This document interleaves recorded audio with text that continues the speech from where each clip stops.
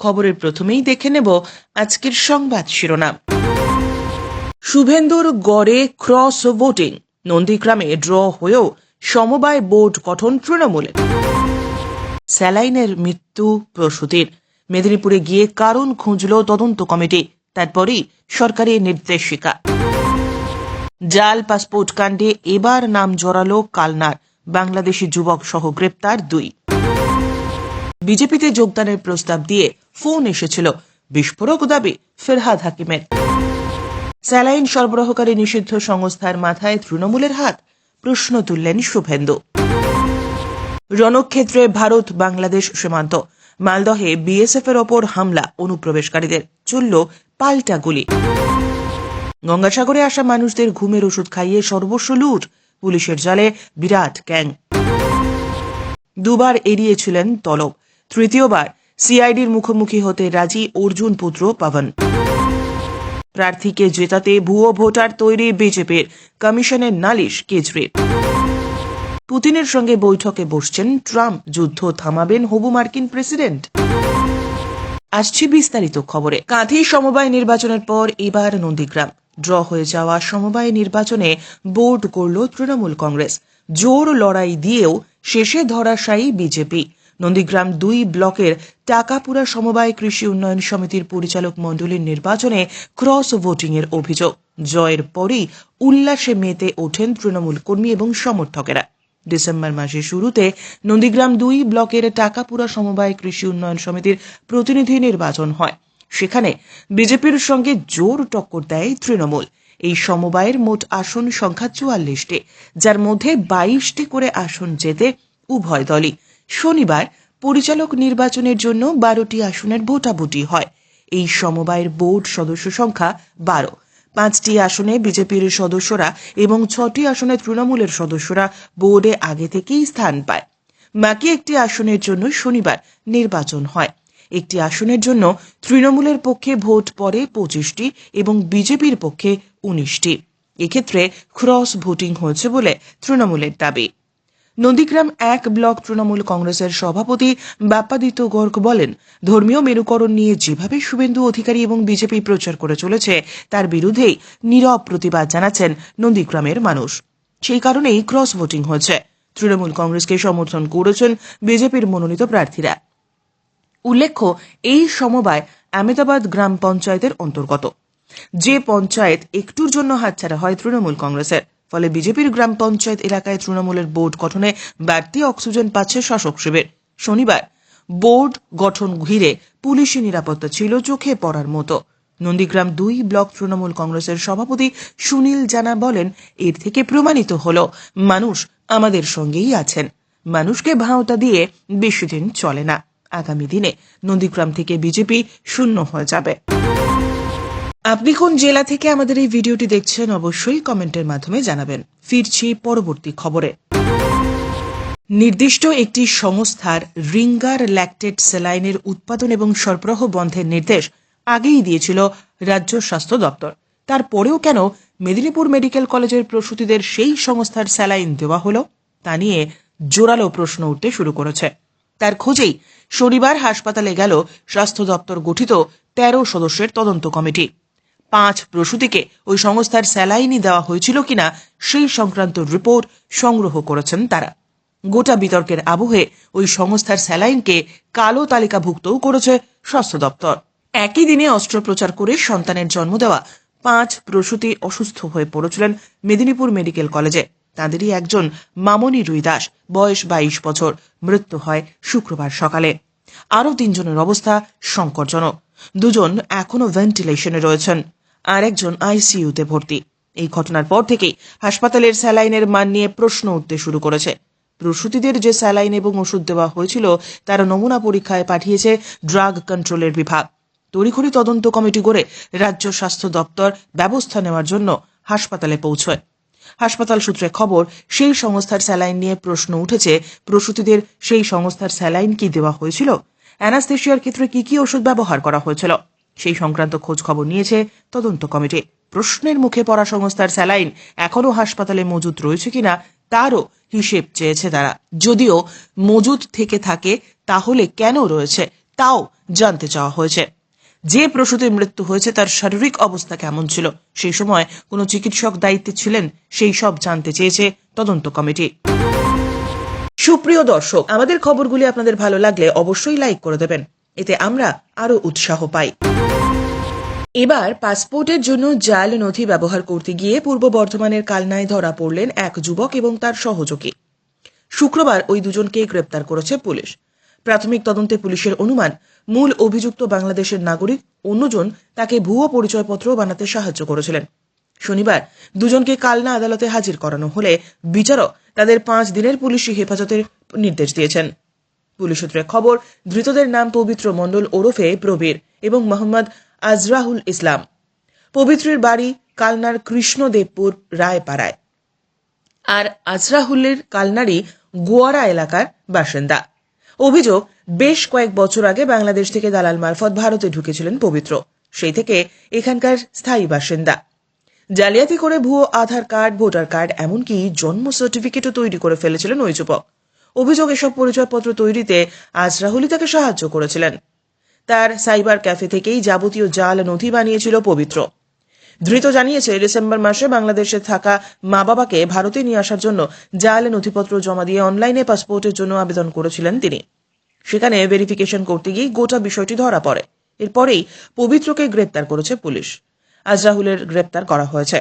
শনিবার ধৃতদের কালনা আদালতে তোলা হলে বিচারক 5 দিনের পুলিশি হেফাজতের নির্দেশ দিয়েছেন। কালনার এসডিপিও রাকেশ চৌধুরী বলেন, পবিত্র মণ্ডলের পাসপোর্ট ভেরিফিকেশনের সময় দেখা যায় যে তার জমা দেওয়া জন্মের শংসাপত্রটি জাল। ডিআইবির অভিযোগে কালনা থানায় অভিযোগ দায়ের হয়, ওই যুবককে গ্রেপ্তার করা হয়।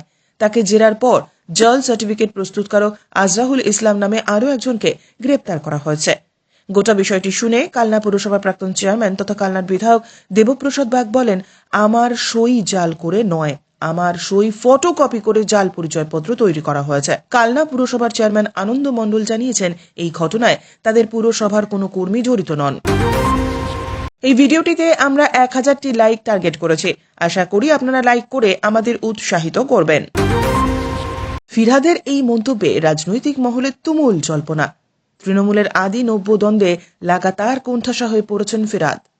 মমতা বন্দ্যোপাধ্যায়ের বিশ্বস্ত বৃত্তের অন্যতম সদস্যকে সম্প্রতি নানা হামলা সামলাতে হচ্ছে দলের ভিতর থেকেই। ফোন করে বিজেপিতে যোগদানের প্রস্তাব দেওয়া হয়েছে তাকে, এমনই বিস্ফোরক দাবি করলেন কলকাতার মেয়র এবং রাজ্যের পুর এবং নগর উন্নয়ন মন্ত্রী ফিরহাদ হাকিম।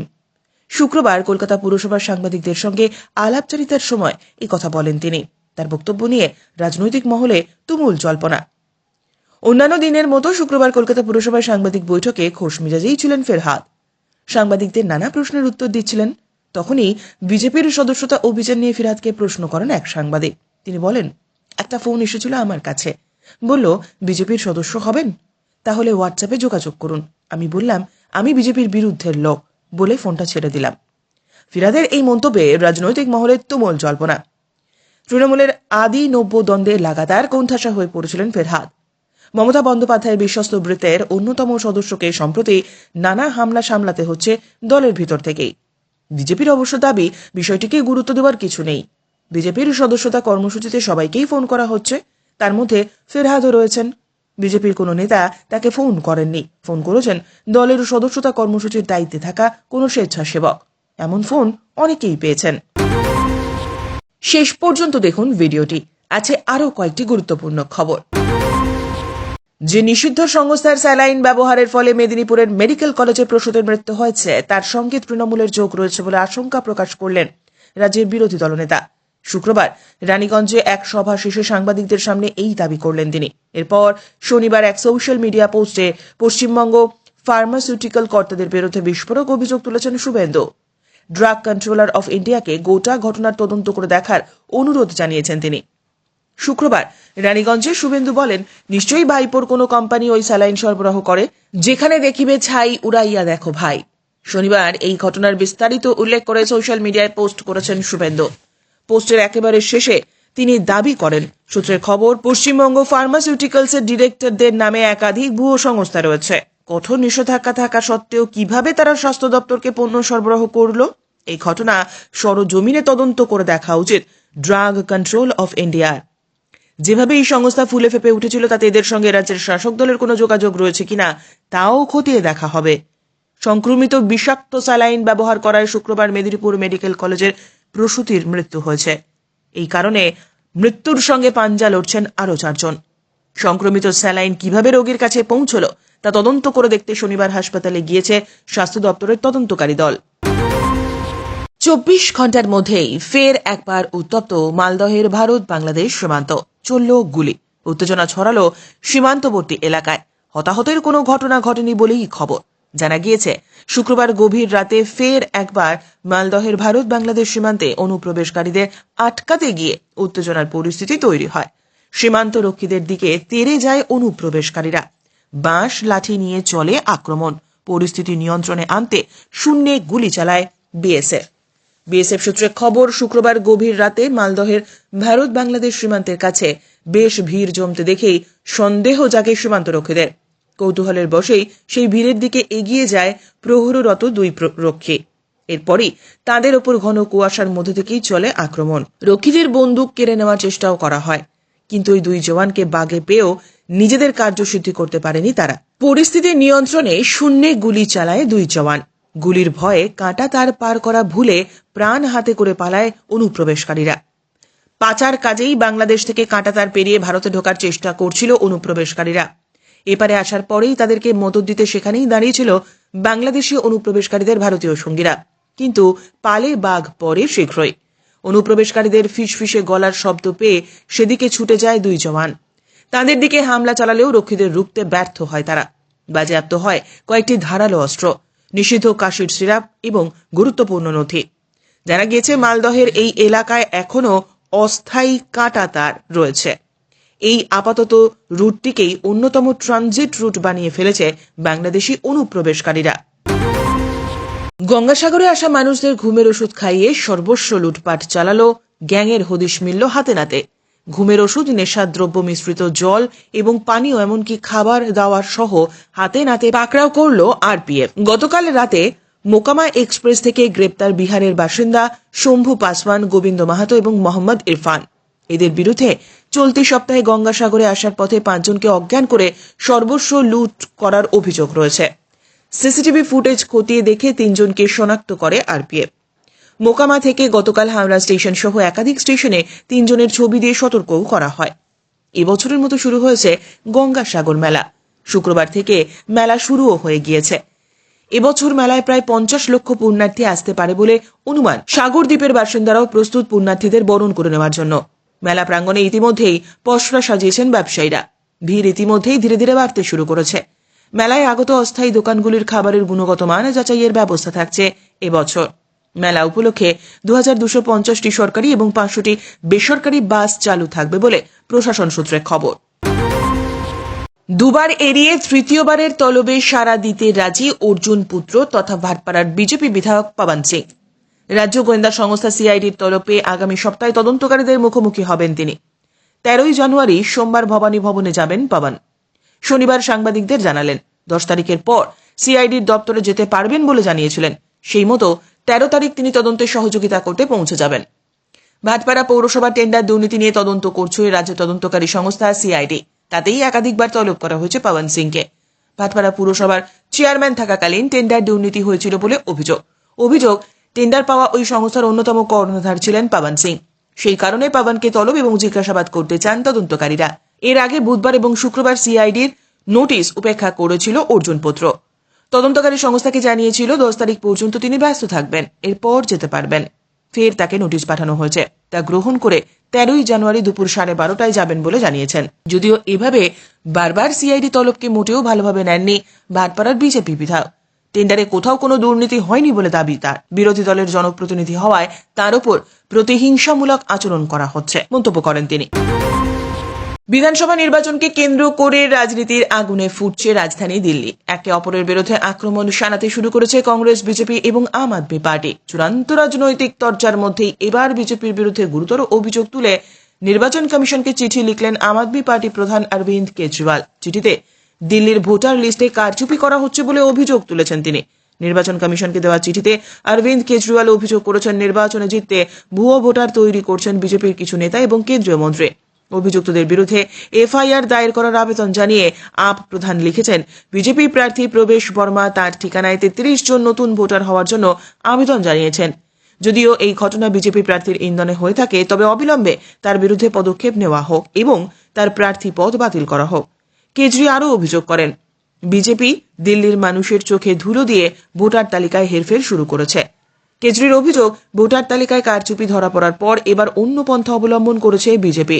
প্রবেশ বর্মার সরকারি আবাসকে ঠিকানা করে 33 জন দিল্লির ভোটার হওয়ার আবেদন জানিয়েছেন। এটা কি বিশ্বাসযোগ্য যে রাতারাতি দেশের 33 জন নিজের ঠিকানা বদলে ওই সরকারি আবাসকে নিজের ঠিকানা করছেন? হাতে গোনা আর মাত্র কয়েকটা দিন, ফের একবার আমেরিকার মসনদে বসতে চলেছেন ডোনাল্ড ট্রাম্প। কিন্তু তার আগেই রাশিয়ার প্রেসিডেন্ট ভ্লাদিমির পুতিনের সঙ্গে বৈঠকে বসার পরিকল্পনা চূড়ান্ত করে ফেলেছেন। প্রেসিডেন্ট হলে 24 ঘন্টার মধ্যে রাশিয়া ইউক্রেন যুদ্ধ থামিয়ে দেবেন তিনি। এবার কি তাহলে ট্রাম্পের হস্তক্ষেপেই থামবে দুদেশের রক্তক্ষয়ী সংঘাত? আগামী 20 জানুয়ারি আমেরিকায় 47তম প্রেসিডেন্ট হিসেবে শপথ নেবেন ট্রাম্প। জোর কদমে চলছে সেই অনুষ্ঠানের প্রস্তুতি। তার আগেই জানা গেল এই সাক্ষাতের কথা। সংবাদ সংস্থা রয়টার্স সূত্রে খবর, শুক্রবার ফ্লোরিডার পাম বিচে মার এ লাগো রিসর্টে রিপাবলিকান গভর্নরদের সঙ্গে বৈঠকে বসছেন ট্রাম্প। সেখানেই তিনি পুতিনের সঙ্গে বৈঠকে বসতে আগ্রহ প্রকাশ করেছেন। আমরা চাই দুদেশের যুদ্ধ বন্ধ হোক, আমরা দুদেশের সংঘাতে ইতি টানবই। তবে কবে কোথায় এই বৈঠক হবে তা এখনো জানা যায়নি। আগামী ফেব্রুয়ারি মাসেই 3 বছর পূর্ণ হবে রাশিয়া ইউক্রেন যুদ্ধে। হামলা, পাল্টা হামলা, মৃত্যু মিছিল সবকিছুই অব্যাহত। এখনো মেলেনি সংঘাত থামানোর রফা সূত্র। এই লড়াইয়ে শুরু হয়েছে কিয়েভের পাশে রয়েছে হোয়াইট হাউস। এর মাঝে নির্বাচনের আগে গত বছর ট্রাম্পকে বলতে শোনা যায়, 24 ঘন্টায় রাশিয়া ইউক্রেন যুদ্ধ থামিয়ে দেব। তবে এখানেই থামেননি তিনি। বন্ধু ইউক্রেনকেই সমঝোতার পথে হাঁটার পরামর্শ দেন তিনি বলেন, ক্রাইমিয়া এবং দোনবাসের সীমান্ত এলাকাগুলি দখল করতে চায় রাশিয়া। ইউক্রেনকে চাপ দেওয়া হবে এই এলাকাগুলি রাশিয়ার হাতে তুলে দেওয়ার জন্য। ওই এলাকার বাসিন্দারা রাশিয়ার অন্তর্ভুক্ত হতে পারলে খুশিই হবেন। বিতর্কিত এলাকাগুলি রাশিয়ার হাতে তুলে দিলেই যুদ্ধ থেমে যাবে বলে মনে করেন ট্রাম্প। ফলে প্রশ্ন উঠছে, ইউক্রেনকে পরামর্শ দেওয়া নিয়েই কি পুতিনের সঙ্গে আলোচনা করবেন তিনি? খবর শেষ হলো। ধন্যবাদ।